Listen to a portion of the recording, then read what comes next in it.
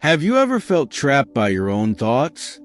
Let's begin with a truth we all share. Anxiety and fear are universal. They touch everyone at some point, no matter how strong or composed someone may appear. It could be the fear of failure, the anxiety of being judged, or that endless spiral of what-ifs that keep us up at night. I know this firsthand. In my younger days, I often found myself paralyzed by fear, worrying about things beyond my control, stressing over outcomes I couldn't influence. It felt like being trapped in a storm. Then I came across a passage from Marcus Aurelius that changed everything. He wrote, "You have power over your mind, not outside events. Realize this, and you will find strength." Those words were a revelation. It was as if someone handed me the key to unlock the cage I had built around myself. I realized I had been giving my peace away to things I couldn't control. But when I shifted my focus inward, anxiety lost its grip on me. Think about it. Anxiety often comes from clinging to outcomes we can't control. What if, instead of wrestling with the uncontrollable, we focus on what's within our power, our thoughts, our actions, and our reactions? That shift is where freedom begins. Imagine you're standing on a beach, watching the waves crash against the shore. You can't stop the waves, but you can learn to navigate them. That's what Stoicism teaches us.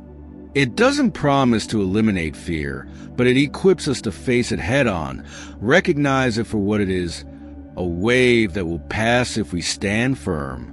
Seneca, another great Stoic, once said, "He who is brave is free." Bravery doesn't mean the absence of fear. It means acting despite it, understanding it, and refusing to let it dictate our lives. Fear is a teacher, not an enemy. Ask yourself, what is this fear trying to show me? Is it urging me to prepare, to grow, or to let go? You don't have to face anxiety alone, and you don't need to be perfect. This journey is about progress, not perfection. Small, consistent steps toward mastering your inner world. If this resonates with you, then you're in the right place. Throughout this video, we'll explore timeless Stoic strategies that will help you face life's challenges with strength and clarity. But don't just listen. Engage with these ideas. Take notes, reflect on how they apply to your life, and share your thoughts in the comments below. Take a second. What's something you worried about this week that was outside your control? Let's make this a conversation. And if you're ready to take the first step toward mastering your mind and overcoming fear, make sure to like this video and subscribe to the channel. By the end of this video, you'll have powerful Stoic tools to master your emotions and break free from anxiety. Now, let's dive into the Stoic wisdom that can change how you approach fear and anxiety forever.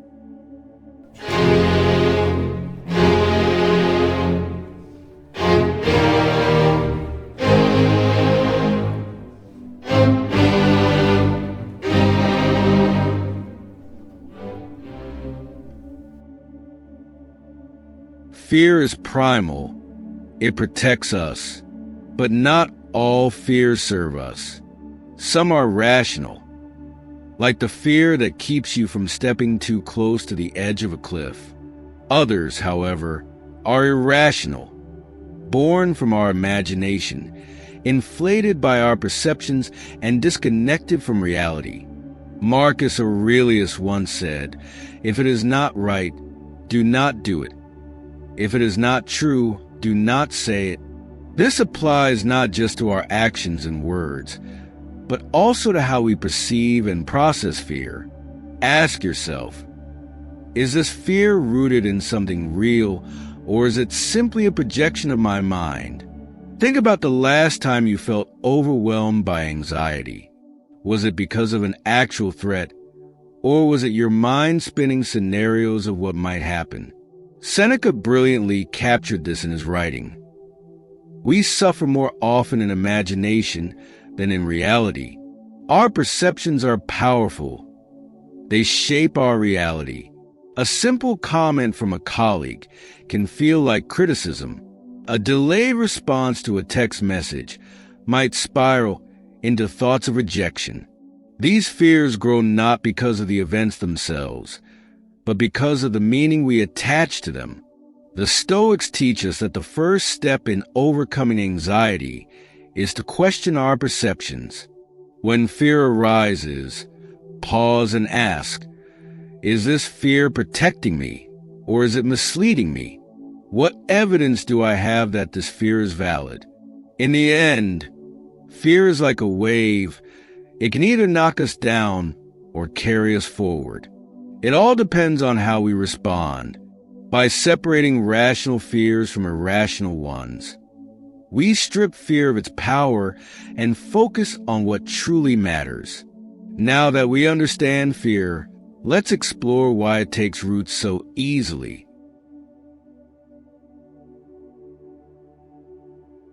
It often starts with our tendency to focus on what is outside our control. Think about it.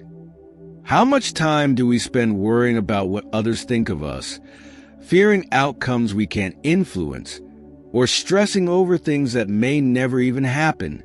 How many sleepless nights have you had, not because of what's happening right now, but because of what might happen? The truth is, much of our anxiety is self-created, a byproduct of our overactive imaginations running wild. Then there's the pressure from society, the relentless expectations to succeed, fit in, and meet standards that are often unattainable. Social media amplifies this. We see curated images of success and happiness, and suddenly, our own lives feel inadequate. This creates a cycle of anxiety as we chase validation from external sources. But here's the Stoic truth. None of this is within your power. The more we fixate on external factors, the more we hand over control of our emotions to things and people that have no true hold over us. To break free from this cycle, we need to shift our focus inward. What can you control? Your thoughts, your reactions, your actions. That's it. Everything else, the opinions of others, the outcomes of events, even tomorrow's weather, is beyond your influence. This isn't about ignoring the world or its challenges. It's about recognizing where your energy is best spent. Instead of fearing what's outside your control, focus on mastering your inner world. That's where true freedom lies. When was the last time you felt completely overwhelmed? Maybe it was a chaotic day at work, an unexpected argument, or even something as simple as a traffic jam that threw off your whole mood. In moments like these, it's easy to feel powerless. But here's the Stoic truth. You're not powerless. You're simply focusing on the wrong things. The Stoics divided the world into what we can control and what we cannot. Epictetus said it plainly. Some things are up to us, and some things are not. Your thoughts, choices, and actions are within your power. Everything else, other people's opinions, the weather, even the stock market, is not. This simple distinction is life-changing. Let's do an exercise. Think about something you've been worrying about recently. Ask yourself, is this within my control? If it is, take action. If it's not, let it go. Worrying won't change the outcome. Marcus Aurelius faced constant threats, wars, political betrayals, and even plagues. But he remained calm because he focused on what was within his control. His judgment, his decisions, and his character. Journaling is another way to apply this principle. At the end of each day, reflect. What challenges did I face today? What was within my control? And how did I respond? Over time, this habit strengthens your ability to focus on what truly matters. Mastering what's within your control is like becoming the calm eye of a storm.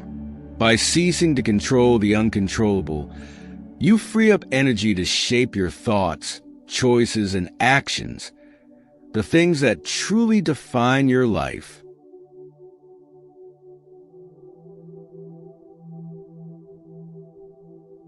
Overcoming anxiety isn't about suppressing it or pretending it doesn't exist. It's about confronting it, understanding it, and reframing it. The Stoics developed practical strategies for this, timeless tools that can help you navigate even the most overwhelming fears.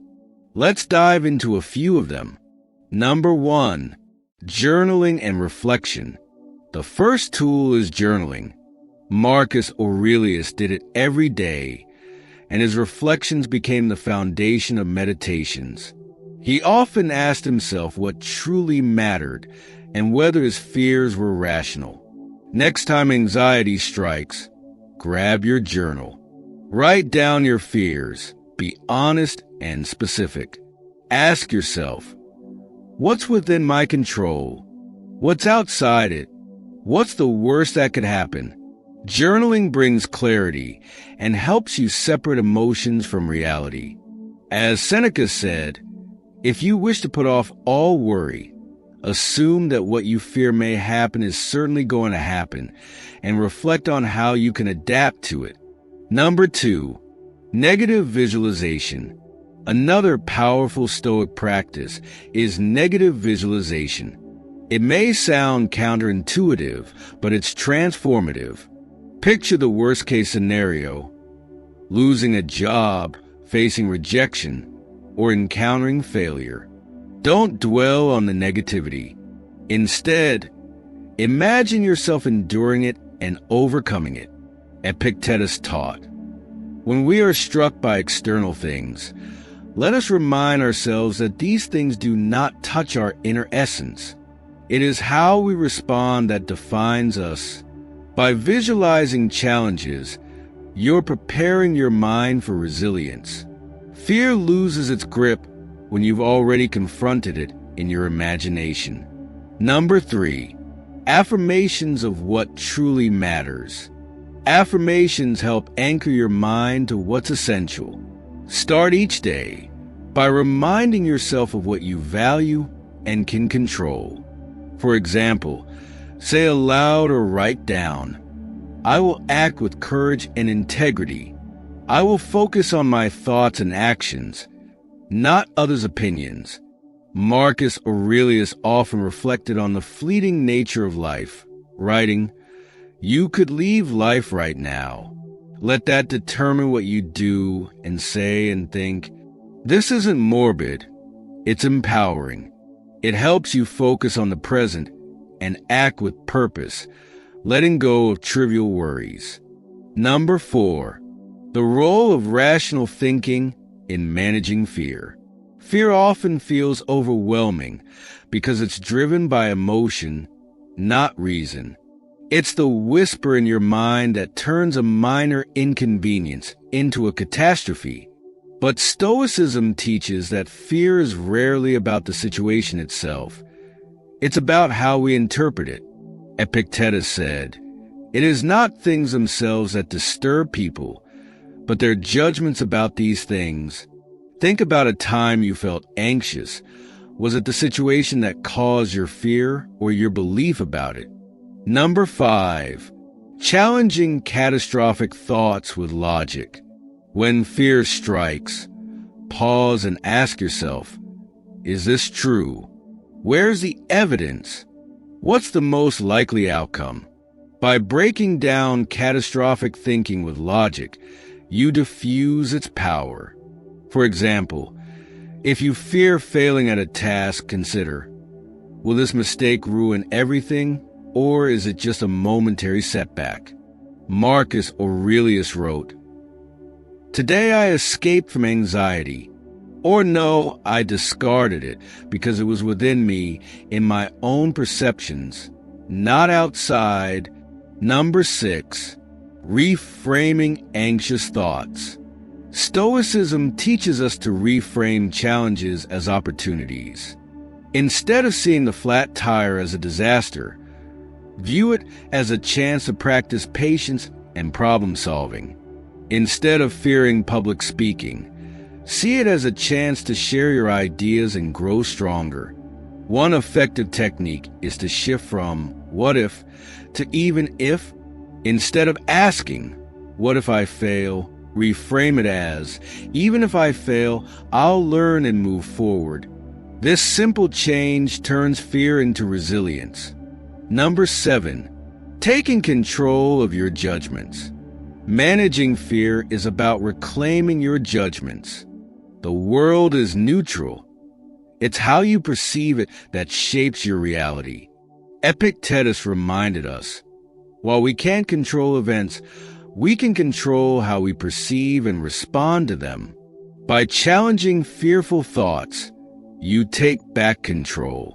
Fear loses its grip when reason takes over.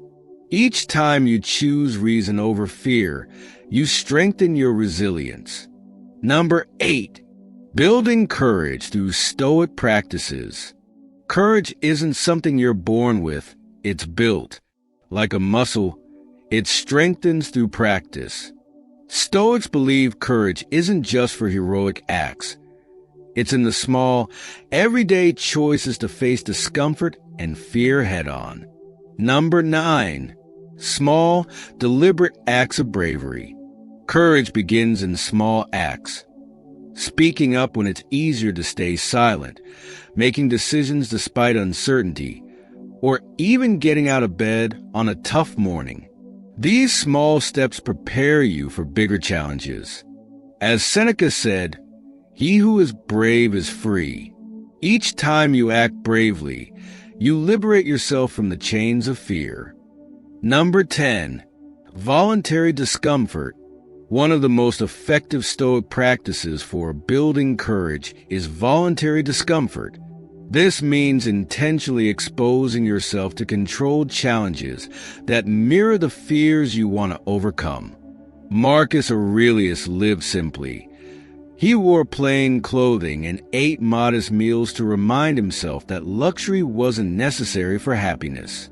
Epictetus advised practicing going without things you fear losing, like comfort or convenience. Try skipping a luxury for a day to prove to yourself that you can endure discomfort. This practice builds resilience, showing you that discomfort isn't as scary as it seems. Number 11, courage through consistent, rational practice. Courage, like any skill, grows through repetition. The more consistently you face your fears, whether in meetings with rejection or difficult tasks, the less intimidating they become. Marcus Aurelius reminds us, you have power over your mind, not outside events. Realize this, and you will find strength. By grounding yourself in logic, you strip fear of its power and build the courage to face life's uncertainties. Number 12, living in the present moment. The Stoics taught that living in the present moment is the key to tranquility and fulfillment. How often do you catch yourself dwelling on the past or worrying about the future? By focusing on the present, you can find peace and clarity. Number 13, mindfulness as a Stoic virtue. Though they didn't use the term mindfulness, Stoics practiced it every day. They focus on being fully engaged with the moment. Marcus Aurelius wrote, "Confine yourself to the present. Understand what happens now, and you can act with clarity and purpose." Number 13, letting go of past regrets and future anxieties. Seneca said, "The greatest obstacle to living is expectancy, which hangs upon tomorrow and loses today." The past is gone and the future is uncertain. By focusing on the present, you free yourself from regret and anxiety. Number 14. Practical exercises for present moment living. To stay present, try simple exercises like deep breathing. Inhale for 4 counts, hold for 4, and exhale for 4. Journaling is another tool. Write down 3 things you're grateful for today. These small acts keep you grounded and shift your mindset from scarcity to abundance. Number 15. Applying Stoic wisdom to daily life. Stoicism isn't just a philosophy. It's a practical guide for everyday living. Start your day with intention. Reflect on what you want to accomplish and how you'll face challenges with virtue. At night, review your actions. What did you overcome, and what virtues did you practice? Number 16. Responding calmly to triggers of fear and anxiety. Life is full of stressors, emails, disagreements, or even running late. The key to handling these moments lies in the pause. When fear arises, take a deep breath. Ask yourself, is this within my control? If yes, act wisely. If no, let it go. Number 17. Gratitude and shifting your mindset. Gratitude is a cornerstone of Stoic practice. Seneca said, "Nothing is more honorable than a grateful heart." Each day, write down 3 things you're grateful for. They don't have to be grand, just small, meaningful moments. Fear and anxiety are universal, but they don't have to control you. Stoicism gives you the tools to face them with courage and clarity. Through journaling, voluntary discomfort, gratitude, and rational thought, you can transform your relationship with fear. Remember, Stoicism isn't about perfection. It's about progress. Every day, you have the opportunity to practice these tools and move closer to a life filled with peace, courage, and purpose. The first step is yours to take. Let me know in the comments what practice you'll try first. And if this message resonated with you, share it with someone who could benefit. Together, let's build a community grounded in wisdom and courage. Fear and anxiety may knock, but with Stoicism, they don't have to stay. You have the power over your mind,